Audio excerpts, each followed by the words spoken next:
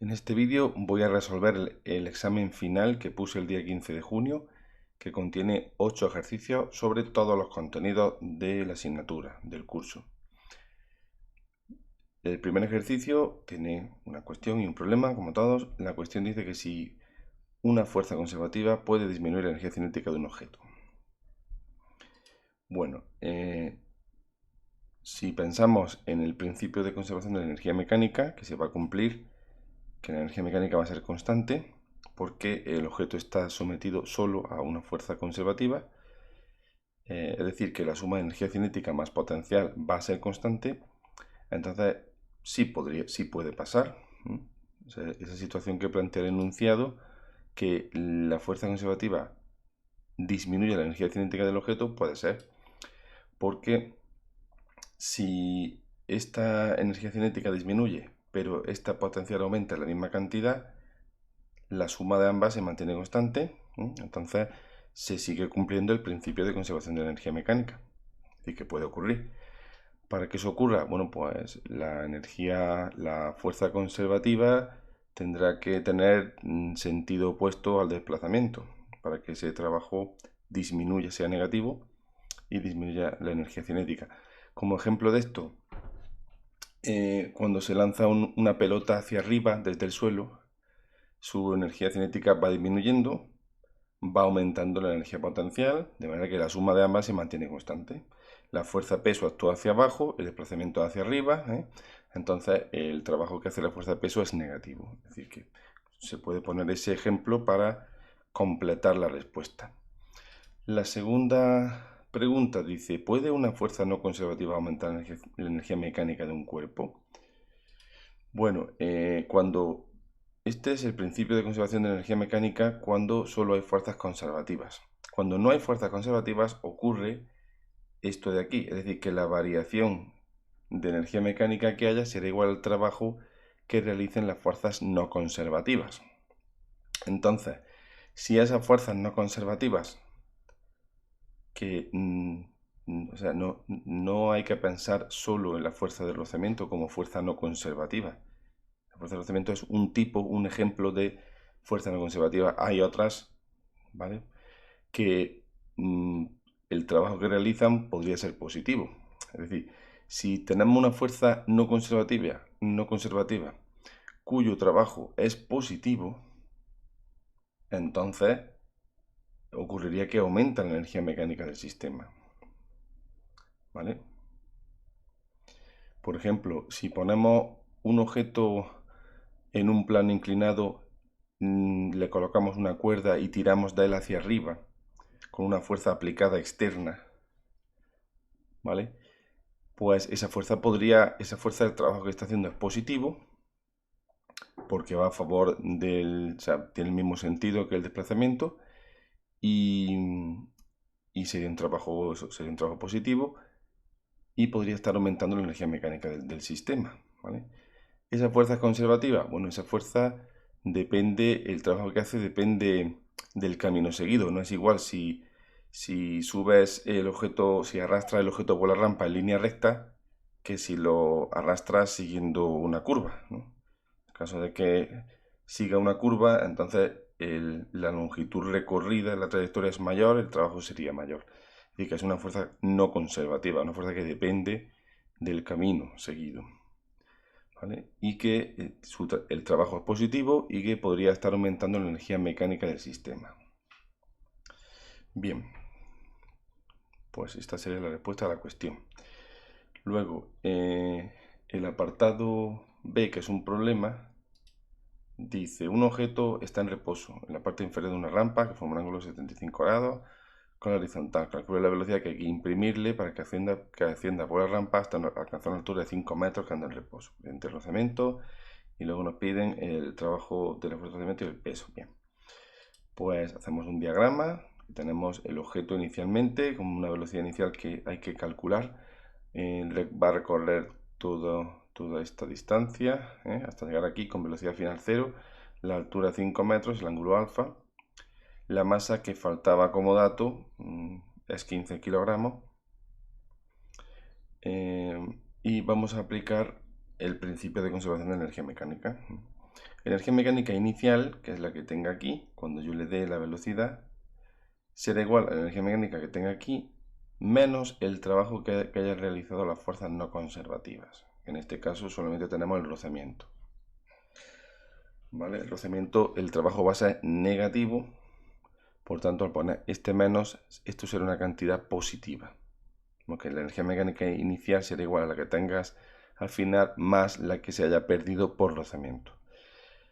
Escribimos esto mismo, pero ya con las expresiones de energía cinética y potencial. Energía cinética, inicialmente el sistema no tiene potencial, solo cinética, aquí está. Será igual a la, y cuando esté aquí tendrá solo potencial, ya no tendrá cinética porque la velocidad es cero, y el menos trabajo de la fuerza de rozamiento, que es menos mi mg delta s coseno alfa, como ya sabemos. Mi mg coseno alfa es el módulo de la fuerza normal, no, perdón, el módulo de la fuerza de rozamiento, mi mg coseno alfa, donde alfa es el ángulo del plano, cuidado, esto es un error frecuente, alfa es el ángulo del plano, 75 grados en este caso. Y luego el menos viene del coseno de 180 grados que forma la fuerza de rozamiento con el desplazamiento, porque la fuerza de rozamiento va hacia abajo, el desplazamiento va hacia arriba, y este delta ds sería el módulo del desplazamiento, ¿vale? Como el dato que nos dan esa altura, pues es conveniente poner delta ds en términos de h. Si miramos este triángulo rectángulo, pues seno de alfa es h partido delta ds. De manera que podemos poner aquí, en vez de delta s, ponemos h partido seno de alfa, ¿vale? Este coseno de alfa es este mismo, y esto es la tangente al revés, ¿no? 1 partido tangente de alfa. Entonces tenemos el trabajo de rozamiento expresado en términos de h y de alfa. Lo metemos aquí, ¿vale? Ya este menos con este menos se convierte en este más.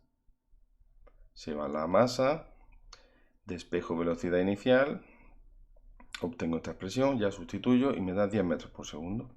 Esa es la velocidad que hay que darle al objeto aquí, hacia arriba, para que llegue aquí ya con velocidad cero. Trabajo que hace la fuerza de rozamiento. La fórmula la hemos puesto aquí. Aquí ya solo sustituir, nos sale menos 59 julios. Y el trabajo que hace el peso, como el peso es una fuerza conservativa, pues la mejor forma de hacerlo es como la menos variación de energía potencial, en lugar de como un producto escalar de peso por desplazamiento, que también se puede hacer. Pero siempre, cuando tú tengas una fuerza conservativa, es preferible calcular el trabajo como una menos variación de energía potencial, que es lo que hemos hecho aquí, energía potencial inicial menos final. Y sale menos 74 julios. Bueno, ejercicio 2. Ejercicio 1 y 2 son de campo gravitatorio, de interacción gravitatoria. Bien, el 2 es la trayectoria de la Luna alrededor de la Tierra en una línea equipotencial. ¿Qué trabajo realiza la fuerza gravitatoria entre las fases cuarto creciente y cuarto menguante? Justifica la respuesta. Bien. El potencial que crea la Tierra, si la consideramos una masa puntual que se puede hacer, sería igual a menos g por la masa de la Tierra entre la distancia que haya del punto considerado al centro de la Tierra. En este caso pues sería el radio orbital de la Luna, distancia del centro de la Luna al centro de la Tierra. ¿Vale? Bueno, pues si consideramos también que la trayectoria de la Luna es una circunferencia, encontramos que todos esos puntos de la trayectoria de la Luna tendrían el mismo valor del potencial. Por tanto, se trata de una línea equipotencial. ¿Vale? Y ahora, el trabajo que realiza la fuerza gravitatoria entre la fase entre cuarto creciente y cuarto menguante, pues se calcularía así como la masa de la Luna por el potencial inicial menos el potencial final. Pero como el potencial inicial y final es el mismo, porque hemos dicho que todos los puntos de la trayectoria de la Luna están al mismo potencial, resulta que el trabajo es cero. ¿Vale? Da igual que hubiese preguntado entre luna llena y luna nueva, o entre cuarto menguante y luna nueva, da igual, entre cualesquiera dos puntos de la trayectoria de la Luna, el trabajo es cero. Y eso se debe a que consideramos que la trayectoria es una circunferencia y que vaya con la Tierra en el centro y que el potencial que hay en cada punto de esa trayectoria es el mismo, porque estamos con una circunferencia, todos los puntos de la circunferencia están a la misma distancia del centro, o sea, para todos R vale igual. RI, punto inicial, es igual que RF para el punto final. Bueno, vamos al problema. ¿Qué velocidad hay que darle a un vehículo de 5.400 kilogramos de masa en Marte para colocarlo en órbita a 15.000 kilómetros? Nos dan datos radio de Marte. Bueno, dice altura, altura 15.000 kilómetros. Radio de Marte, masa de Marte y G. Vale. Pues de nuevo aplicamos conservación de la energía mecánica porque la fuerza gravitatoria es conservativa. Eso hay que decirlo. Energía mecánica inicial, cuando el objeto está a la superficie de Marte y le damos la velocidad para que se ponga en órbita. Pues tendríamos esta la energía cinética, la velocidad que le vamos a dar, más la energía potencial que tendría, que lleva signo menos, como ya sabemos, es más menos GMM partido R, M la masa de Marte, M minúscula la masa del satélite, ¿no? ¿Es un satélite? No, un vehículo espacial. Y R sería la distancia de la superficie al centro, es decir, el radio de Marte. Cuando esté en órbita, su energía, sabemos que la energía de un objeto en órbita es menos GMM, energía mecánica, menos GMM partido 2R, donde es el radio orbital. Bueno, pues cuando esté en órbita, su energía mecánica será menos GMM partido 2R, radio de Marte, más la altura que hay sobre la superficie.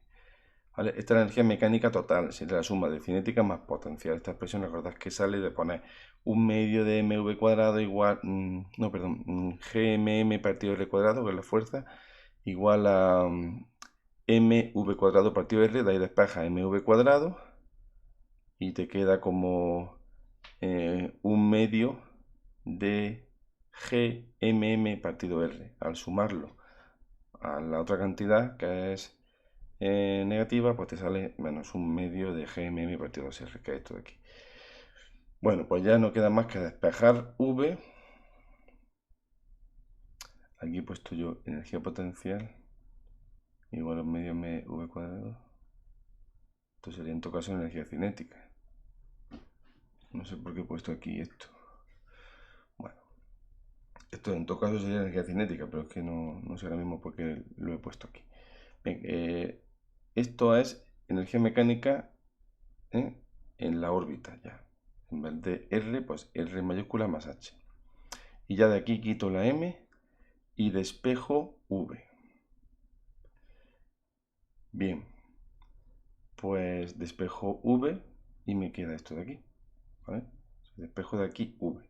El 2, esto pasa aquí sumando, el 2 pasa aquí, ¿veis? Se saca factor común GM y ya me queda 1 partido R, que es de este, menos 1 partido 2R más H, que es este de aquí. Se sustituye y salen 4.769 metros por segundo. Esa es la velocidad que habría que darle al vehículo para ponerlo en esa órbita. Pasamos al ejercicio. Bueno, el ejercicio 3 es un ejercicio de campo electromagnético, bueno, de campo eléctrico, campo magnético. Bueno, en realidad la cuestión es de campo magnético y el problema de inducción electromagnética. Que este ya lo hice en el otro examen que era de mejora de nota, que era solo de campo eléctrico y magnético. Así que este no lo voy a volver a explicar. Podéis mirarlo en el vídeo que se llama resolución de examen de mejora de nota. ¿Vale? Luego, el 4 también lo hice en ese examen de mejora de nota, porque estos dos ejercicios son iguales. ¿Vale? Pasamos al 5, que es un ejercicio del bloque de física del siglo XX. Un protón y un electrón se mueven con la misma energía cinética en un acelerador de partículas. Razone cuál de ellos tendrá una mayor longitud de onda de de Broglie asociada. Bueno, pues la energía cinética siempre decimos que es un medio mv cuadrado, ¿vale? Pero es también se puede poner como p cuadrado partido 2m. Recordad que p es mv ¿vale? O sea que mv al cuadrado sería m cuadrado por v cuadrado, se va la m de abajo y te queda un medio de mv cuadrado, ¿vale? Esta expresión es muy útil, sobre todo en física del siglo XX. Bueno, o sea, tener la energía cinética expresada en términos de P, del momento lineal, o cantidad de movimiento. Si despejo P de aquí, sale la raíz cuadrada de 2mF, energía cinética. Bien. Según el principio de de Broglie, la longitud de onda asociada a una partícula es h partido por su momento lineal. Es decir, h partido por raíz cuadrada de 2mf. Entonces, vemos que esa longitud de onda será mayor cuando la masa sea menor, siempre y cuando la energía cinética sea igual, claro, como dice el enunciado. O sea, si tenemos un protón y un electrón con la misma energía cinética, entonces, ¿cuál de ellos tiene mayor longitud de onda? Pues el que tenga menos masa, es decir, el electrón, ¿vale? Claro, tú para poder razonar esto, no puedes, si solamente te quedas con esta expresión de aquí, no, porque tú no sabes cuál tiene mayor momento lineal, ¿vale? Por eso es importante relacionar P con EC y meterlo aquí. El problema es de efecto fotoeléctrico. Lo que pasa es que aquí quise hacer un problema un poco diferente a los habituales. Normalmente nos dan frecuencia o longitud de onda de la radiación. En este caso yo daba directamente la energía, ¿vale? Es así, más sencillo incluso, pero quise hacerlo así para que fuese distinto. Además te doy la energía en electronvoltios. Bueno, una muestra de un metal es iluminada con fotones de energía 2,7 electronvoltios. Los fotoelectrones emitidos tienen una energía cinética de 1,2 electronvoltios. Calcule razonablemente el trabajo de extracción y su longitud de onda umbral. Bien. Datos Hc y la carga del electrón. Ecuación de Einstein. La energía del fotón E es igual al trabajo de extracción más la energía cinética del electrón emitido. Por tanto, el trabajo de extracción,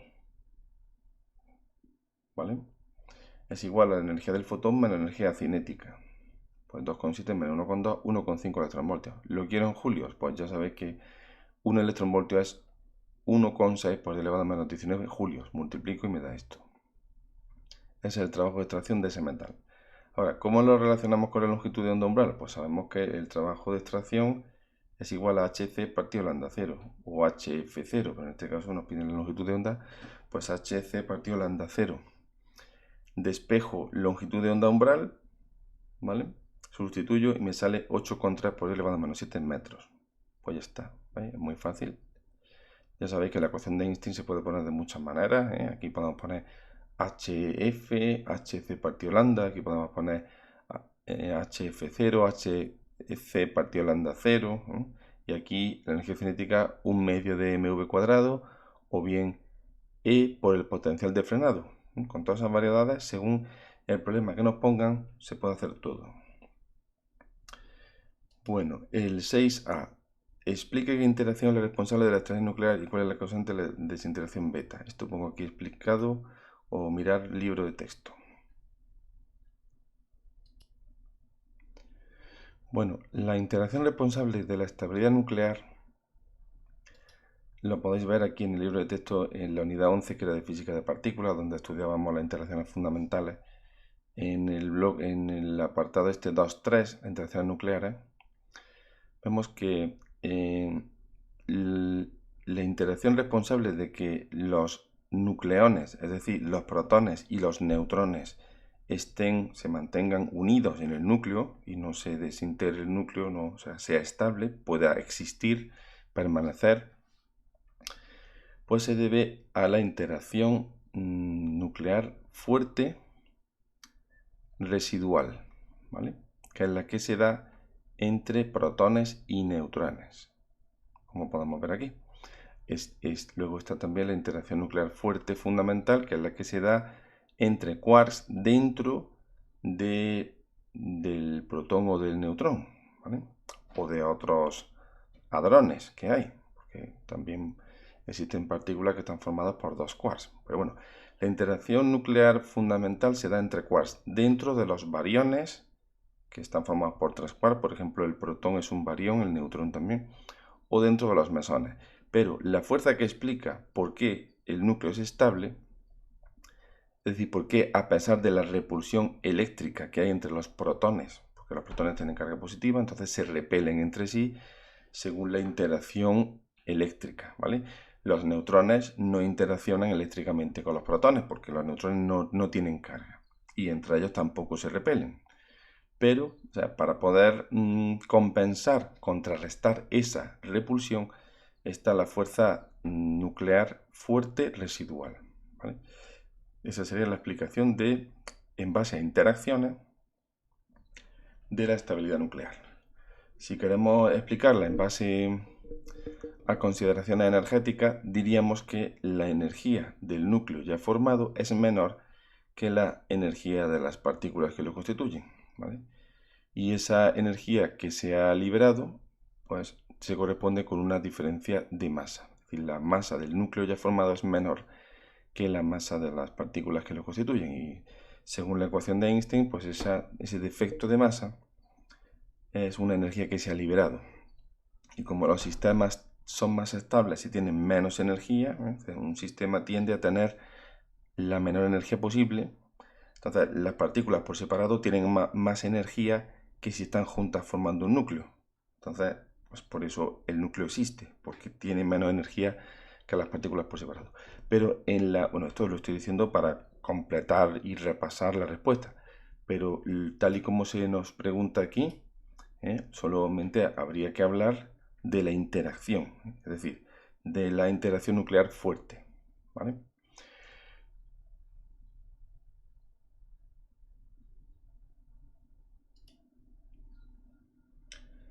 También podéis utilizar lo que se menciona en el apartado 4.3 de esta unidad en relación con la fuerza fuerte residual.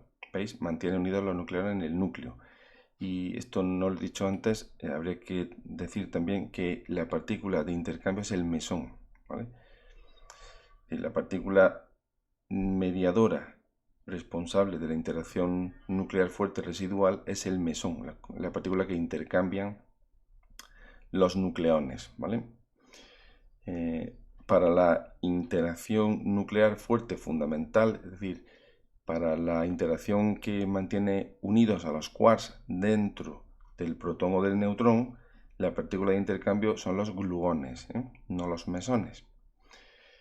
Bien, o sea que yo creo que es importante mencionar también la partícula de intercambio. Ahora, la cuestión también preguntaba por cuál es la interacción causante de la desintegración beta.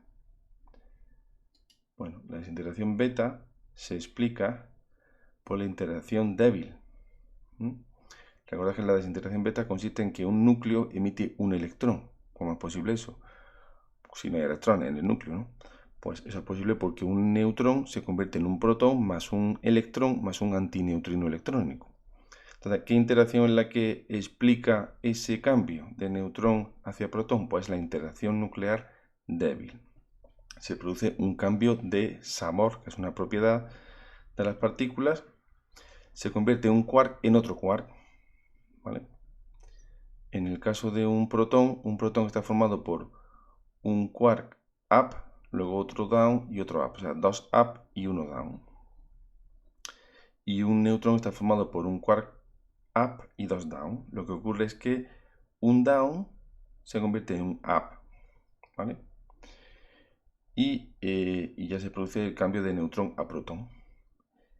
Se emite además un electrón y un antineutrino electrónico. Este es el diagrama que representa esta situación.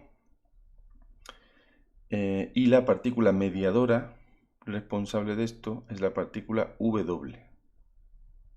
¿Vale?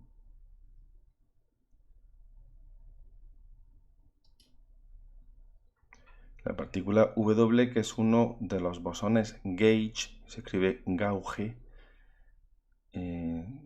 responsables de la interacción débil. Es la partícula mediadora, ¿vale? Entonces, pues, ante esta cuestión, ante esta pregunta, el explicarlo así, explicarlo como que A ver, puedes dar una respuesta así más superficial diciendo la desintegración beta consiste en la conversión de un neutrón en un protón con la emisión de un electrón y un antineutrino electrónico. La interacción responsable es la interacción débil y la interacción nuclear débil, y la partícula mediadora es el bosón W, ¿vale? Sí, pues es una respuesta bastante completa. Si además ya hablas del cambio de quarks, ¿vale? Es decir, que el neutrón que está formado por un quark up y dos down se convierte en un protón porque uno de los quarks down. Es decir, en realidad esta interacción consiste en que un quark down se convierte en un up, ¿vale? Y por mediación de una partícula W, emisión de un electrón y un antineutrino electrónico. Esa es la interacción nuclear, la desintegración beta. Si lo dice así, pues ya queda la respuesta muy completa. Así que, bueno, pues yo le contestaría así, porque quedaría muy bien. Os recuerdo que de este tema hay que conocer muy bien este esquema que tenemos aquí con las 4 interacciones, ¿vale? A qué se deben, el alcance que tienen, la intensidad relativa a la interacción nuclear fuerte, hay que decirlo, o sea, no digáis simplemente la interacción de la intensidad, quiero decir, la intensidad de la interacción gravitatoria es de elevado a menos 38, pero de elevado a menos 38 ¿en relación a qué? Pues en relación a la fuerte, a la que daríamos valor de intensidad 1, intensidad relativa a, ¿vale? También hay que decir a qué tipo de partículas afecta y cuál es la partícula que la transmite, las partículas mediadoras. Ahí aquí tenemos la fuerza débil, interacción débil, pues los bosones gauge, W+, W-, Z0. El W este que mencioné antes. En el caso de la interacción fuerte residual entre nucleones, ¿quién lo transmite? Pues los mesones. Bien, y también recordar que el bosón de Higgs es la partícula responsable de la masa, de que haya partículas con masa y otras que no la tienen, por ejemplo el fotón. Bueno,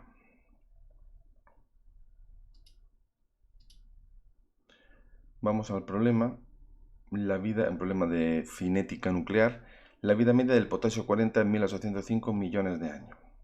Determine la actividad de una bolsa de pipas de girasol que contiene 1,29 por elevado a menos 4 gramos de potasio 40. ¿Cuánto tiempo tiene que pasar para que la cantidad de potasio 40 se reduzca al 10%? Datos: la masa atómica del potasio 40 y la equivalencia entre unidad de masa atómica y kilogramo. Pues aquí tenemos la vida media que nos han dado en años, la constante lambda, constante radiactiva, constante de desintegración, que es 1 partido tau. La voy a calcular en segundos, por eso aquí multiplico por 365 días por 86.400 segundos que tiene cada día. Y me da este valor para la constante lambda que se mide en segundos a la menos 1. La actividad es la constante lambda por el número de núclidos que haya. Entonces, tenemos la actividad que la hemos calculado a partir de la vida media. Y ahora, ¿cómo calculamos el número de núclidos? Pues cogemos la masa que nos dan de potasio, que la he puesto en kilogramos, por eso he multiplicado por elevado a menos 3. El dato estaba en gramos. Y aquí abajo pongo la masa que tiene cada átomo, cada núcleo. Multiplico la masa atómica en U's por la equivalencia. Entonces, si yo divido la masa que me dan de potasio en kilogramos entre la masa en kilogramos de cada átomo, obtendré el número de átomos, ¿veis? Y sale 33,96 becquereles, es decir, desintegraciones por segundo. 34, prácticamente 34 desintegraciones se producen por segundo en las pipas de girasol. Ahora, segunda parte del problema. ¿Cuánto tiempo tiene que pasar para que la cantidad inicial de pipas, de potasio 40 se reduzca a la décima parte? Es decir, que n partido n de sub 0 sea 0,1. Décima parte, 1 partido de 0,1. Igual a e elevado a menos lambda t. Conozco lambda, solo tengo que calcular t. ¿Cómo lo hago? Tomo logaritmo neperiano aquí y aquí. ¿Veis? Se va a la e, ahora despejo t, no me olvido del signo. Sustituyo y me da esto en segundos. Sale muy grande. La respuesta queda mejor si la damos en años. ¿Cómo? Dividimos esto entre 365 por 86.400 y me da 4.156 millones de años. Es decir, tienen que pasar 4.156 millones de años para que la actividad de ese potasio, de esa muestra que nos han dado, esa muestra, se reduzca a la décima parte, ¿vale? Al 10% inicial. No la actividad, sino el número de núclidos radiactivos de potasio 40. Bien, vaya, pasaría lo mismo con la actividad, porque son proporcionales. La actividad es proporcional al número de núclidos, quiero decir. Bien, ya pasamos a los dos últimos ejercicios, son del bloque de ondas y óptica. ¿Qué condiciones se han de dar para que se produzca el fenómeno de la reflexión total? Bueno, esto pongo aquí en el libro de texto. Vamos a buscarlo. La reflexión total es un fenómeno que ocurre cuando toda la energía incidente en la separación de dos medios, pues toda esa radiación se refleja, ¿vale? No hay onda refractada. Eso ocurre para cierto ángulo, que se llama ángulo crítico o límite. Y para que ocurra, pues ya sabemos que tiene que producirse que el índice de refracción del medio inicial sea mayor que el índice de refracción del segundo medio. Es decir,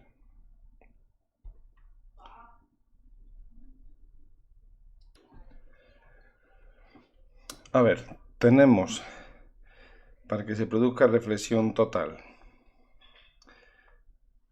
tienes que tener el primer medio, N, tendrá un índice de refracción N1, el segundo medio N2, ¿no? Pues se tiene que dar que N1 sea mayor que N2. Que pasa de un medio más refringente a otro menos refringente. Por ejemplo, de vidrio a aire o de agua a aire. Eso por un lado. Primer requisito. Segundo requisito, pues que el ángulo de incidencia y, bueno, este ángulo, voy a llamarlo zeta, el ángulo crítico, ¿no? Zeta crítico, o zeta L, ángulo límite también se llama, ángulo crítico o límite. El ángulo de incidencia y tiene que ser mayor que ese ángulo crítico. Ese ángulo crítico es un ángulo tal que el rayo refractado forme un ángulo de 90 grados. O sea, lo que pasa es que es esto, que llega el ángulo del rayo incidente y sale justamente por la superficie. Entonces, el ángulo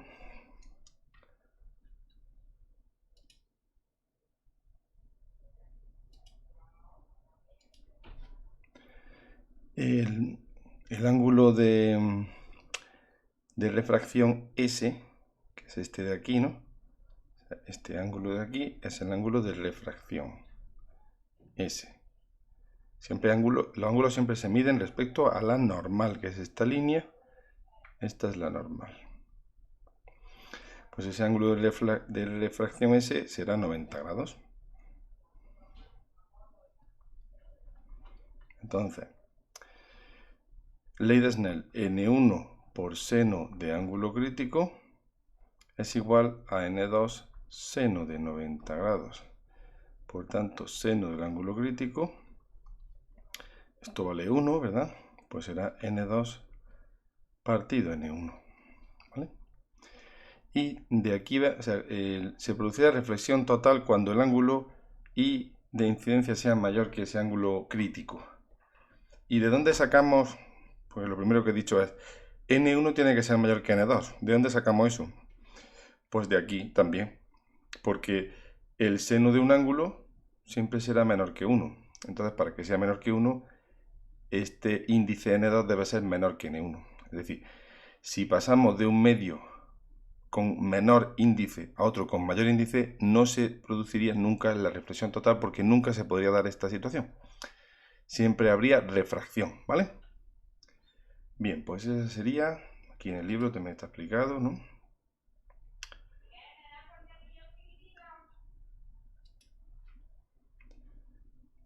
Aquí en el libro lo explica, ¿vale? La aplicación esta de la fibra óptica, que es importante que la repaséis porque se suele preguntar. Bueno, aquí un ejemplo resuelto. Bien, volvemos al examen. Entonces, ¿qué condiciones se han de dar? Pues que N2 sea mayor, perdón, que N1 sea mayor que N2 y que el ángulo sea mayor que el ángulo crítico. Ya está. Pero claro, dice explica, entonces hay que justificarlo como hemos hecho aquí, ¿no? Haces tu diagrama, justifica, bueno, explica en qué consiste la reflexión total y, en fin, aplica la ley de Snell y llegas a esta conclusión. Vale, ahora, el problema, dos ondas idénticas de amplitud 2 milímetros, longitud de onda 7 centímetros, velocidad de propagación 20 centímetros por segundo. Se propagan en sentidos contrarios en la cuerda de un violonchelo sujeta por ambos extremos. Entonces aquí se va a producir la interferencia de estas dos ondas que da lugar a una onda estacionaria. ¿Vale? Entonces se trata de una onda estacionaria. Indique qué tipo de onda es. Pues onda estacionaria. Determine la ecuación de onda que resulta. La ecuación de onda, pues recordáis que había distintos casos, ¿no? Según cómo sean las ecuaciones de la onda incidente y reflejada. Pero bueno, esta es la más habitual, ¿vale? Y además es la que se aplica en este caso con ondas en una cuerda sujeta por ambos extremos. Entonces ponemos la ecuación genérica de la onda estacionaria, conocemos A, que aquí pondremos luego 2A, el K lo sacaremos de la longitud de onda, así, 2pi partido por lambda, el omega lo sacaremos de lambda y V, ¿vale? Porque V es omega partido K, despejo omega, pues 18 radianes por segundo, y ya escribimos la ecuación. 4 por elevado a menos 3, que sería el doble, dos veces, siempre en la onda estacionaria la amplitud es doble de la amplitud de las ondas individuales. Seno de kx, que es 90x, por el coseno de 18, que era omega t. También nos pregunta, obtenga la posición de los vientres a partir de la ecuación. Bueno, pues los vientres son aquellos puntos de la cuerda que vibran con amplitud máxima. Amplitud máxima, la amplitud de una onda estacionaria depende de la posición, x, ¿vale? 2a seno de kx. Entonces, ¿qué puntos tienen una amplitud máxima? Pues aquellos puntos en los que el seno sea más o menos 1. ¿Veis? Por eso ponemos seno, en los vientres son aquellos puntos en los que el seno de kx es igual a más o menos 1. ¿Cuándo el seno de un ángulo es más o menos 1?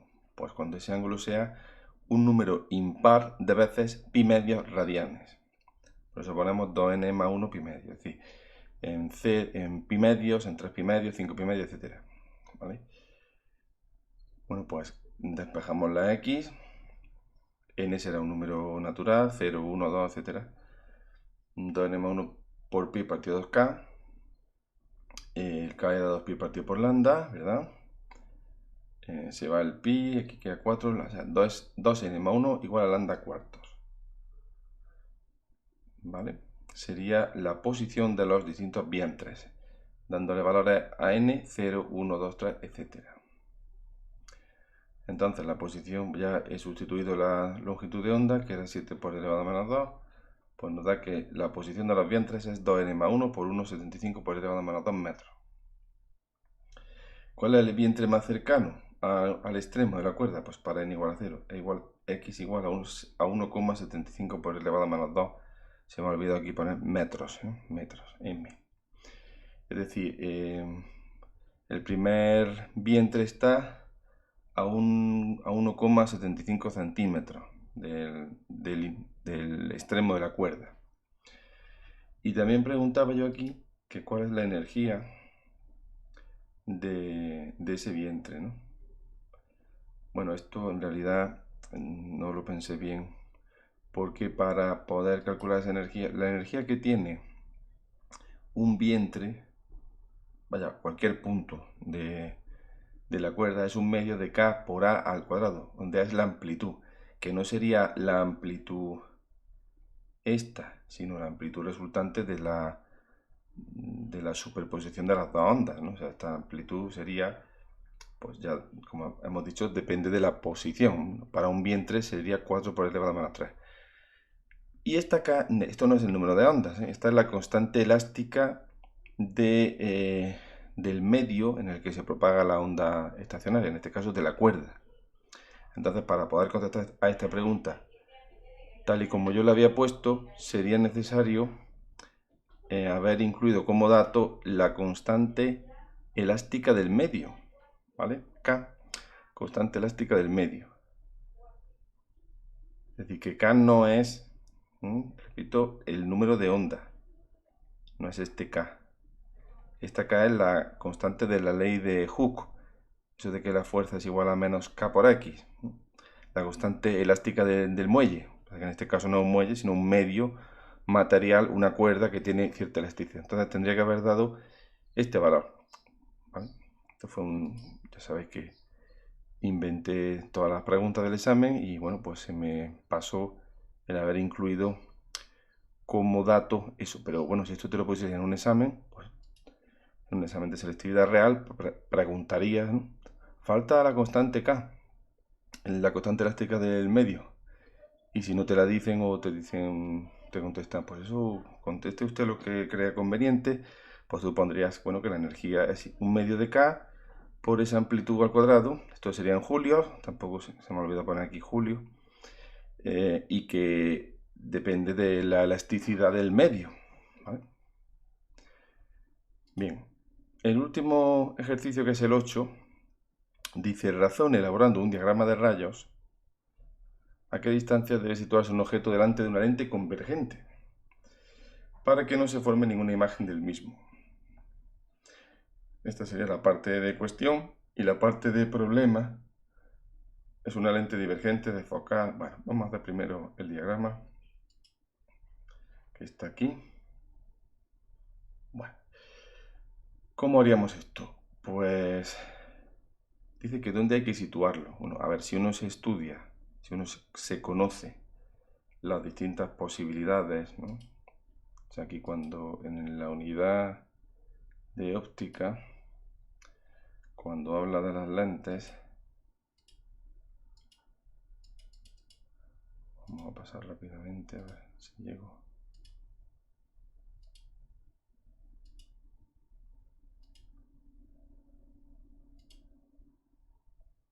Bien, me refiero, no, a esto no, aquí. Esta figura, no, todavía no.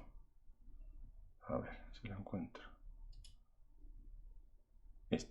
Esta figura, no, una que había resumen final. Esta. La figura de la página 232, aquí nos muestra todas las posibilidades que hay para las lentes convergentes. Que el objeto esté más allá del foco objeto, que esté justamente en 2 veces la focal. Cuando está justamente 2 veces la focal, la imagen tiene el mismo tamaño. Cuando está entre 2 veces la focal y la focal, la imagen es mayor, aquí sería menor. Y cuando está justamente en el foco, pues no se forma imagen, ¿vale? Cuando está entre el foco y el objeto se forma una imagen virtual, y luego para las lentes divergentes da igual donde ponga el objeto, siempre se obtiene una imagen más pequeña y virtual, para las lentes divergentes. Digo que si uno se sabe bien esto, que debe de saberlo, porque bueno, alguno de estos casos será, pues responderías así, harías tu construcción y ya está. Pero si en un momento dado no lo recuerdas bien, tú puedes decir, bueno, vamos a ver, no se forman imagen. Para que no se forme imagen, los rayos no se pueden cortar, ¿vale? Entonces, bueno, pues voy a poner un tamaño de objeto, voy a elegir una altura sobre la lente y trazo una línea horizontal. O sea, yo explico cómo lo he hecho. No parto de dibujar el objeto, si se trata de averiguar dónde tiene que estar, ¿eh? Entonces yo dibujo mi eje óptico, la lente y señalo el foco objeto y el foco imagen, ¿vale? Ahora digo, bueno, el objeto va a tener esta altura. Pues trazo una línea horizontal por aquí, que al salir pasará por el foco imagen, como ya sabemos. Luego trazo otra línea. Si yo digo, si no se va a formar imagen, entonces es porque ni los rayos ni sus prolongaciones se van a cortar. Entonces, el rayo que pasa por el centro óptico, que no se desvía, tendrá que ser paralelo a este, ¿vale? De modo que yo cojo mi regla, mi escuadra, sí, regla y escuadra, y trazo una paralela a esta otra. La trazo, ¿vale? Y donde corte a esta primera línea horizontal, o sea, yo trazo esta línea, paralela a esta. Y donde corte, pues aquí está el objeto. Y justamente me sale en el foco, ¿vale? Y ahora ya dibujo mi objeto con forma de flecha gruesa y ya está, ¿vale? Digo esto si no te acuerdas y te ves la necesidad de deducirlo. Pero si te acuerdas, tú dices, para que no se forme imagen tiene que estar en el foco. Pues ya está, dibuja el objeto en el foco y ya lo tienes, ¿vale? No olvidáis ponerle estas puntitas de flecha a los rayos, ¿eh?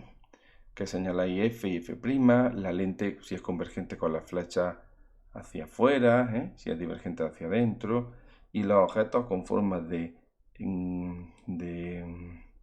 flecha gruesa, tal y como está.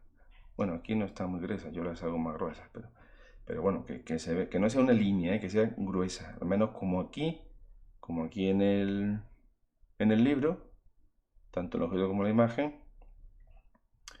O aquí en el libro, cuando la imagen es virtual, no la dibujan discontinua, ¿eh? A mí me gusta dibujarla discontinua, a mí y a mucha gente y en muchos libros, ¿vale?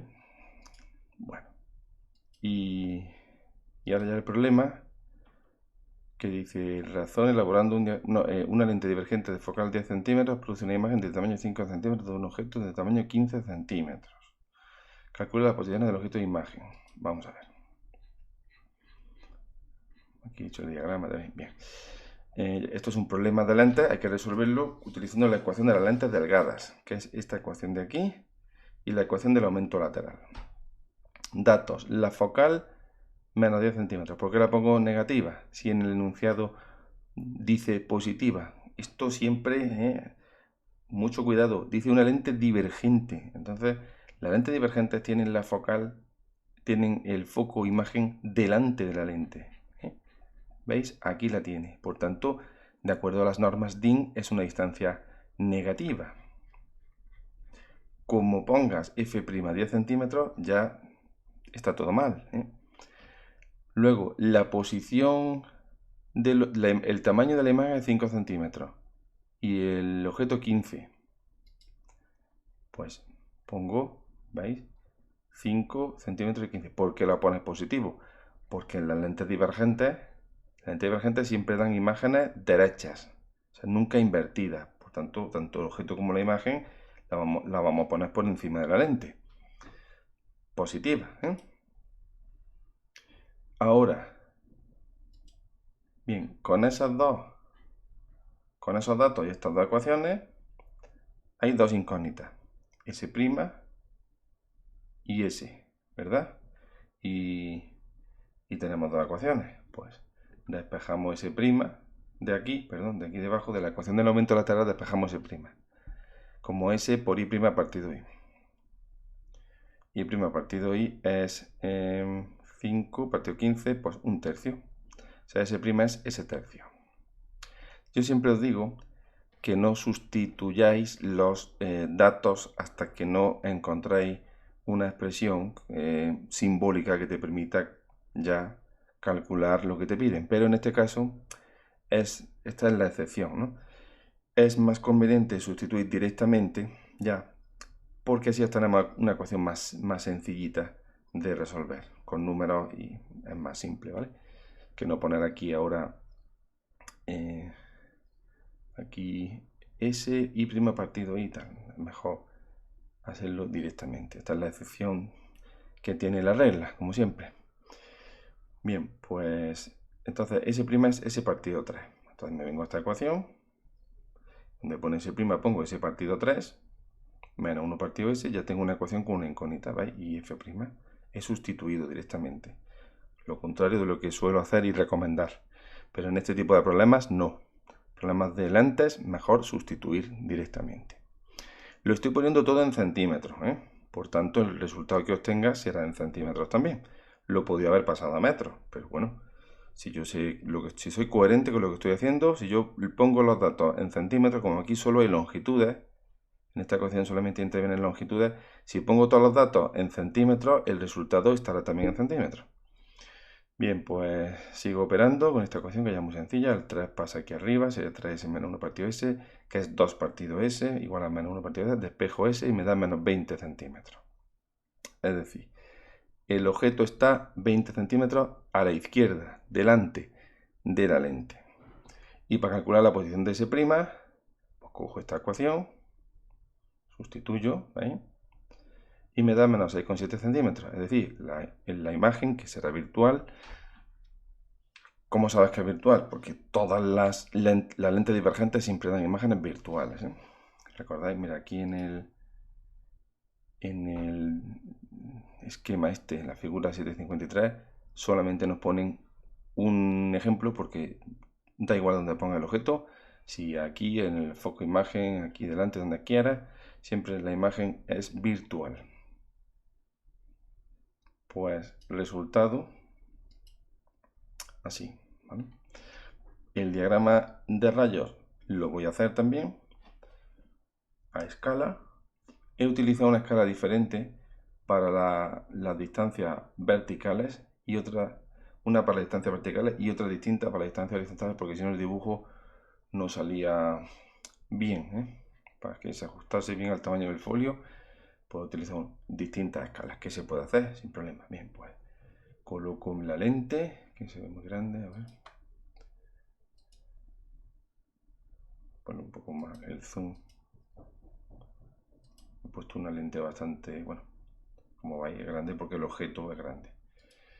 Bien, pues he puesto F'F, he dibujado el objeto, he trazado este rayo paralelo que sale pasando por el foco imagen. Sale de manera que su prolongación pasa por el foco imagen. Las prolongaciones de rayos se dibujan en línea discontinua. El otro rayo que se traza siempre, el que pasa por el centro óptico o centro de la lente, que no se desvía. Y ahora, ¿dónde está la imagen de este punto? Pues en el punto de corte de la prolongación de este rayo y este otro, que es aquí. Pues aquí ya dibujo en línea discontinua la imagen de la flecha, del objeto, vaya. Y ya tendríamos el diagrama que, bueno, si luego se mide, pues efectivamente sale las distancias que hay aquí, pues son proporcionales a estas que se han obtenido, ¿vale? Y los tamaños de imagen y objeto también son proporcionales a estas dos. El diagrama no se pide, a ver, no se pide explícitamente, pero ya sabemos que se valora, en la resolución de los problemas se valora que haya un diagrama. Entonces, si vamos a hacer un diagrama, pues vamos a hacerlo bien, con regla y que sea a escala y proporcional, ¿vale? Y ya estaría el problema. Estos problemas son muy fáciles. Este que yo me he inventado es más difícil de lo habitual, de lo que suelen poner, porque mirad que hemos tenido que utilizar un sistema de ecuaciones. Normalmente se resuelven con una sola, ¿eh? Pero bueno, pues por si lo inventé, pues digo, por si se le ocurre poner esta variedad de problemas y no hemos hecho ninguno, pues ya tenéis ahí un modelo. Y ya con esto estaría terminado el examen final este que pusimos en su momento. Espero que os sea de ayuda para repasar estos últimos días.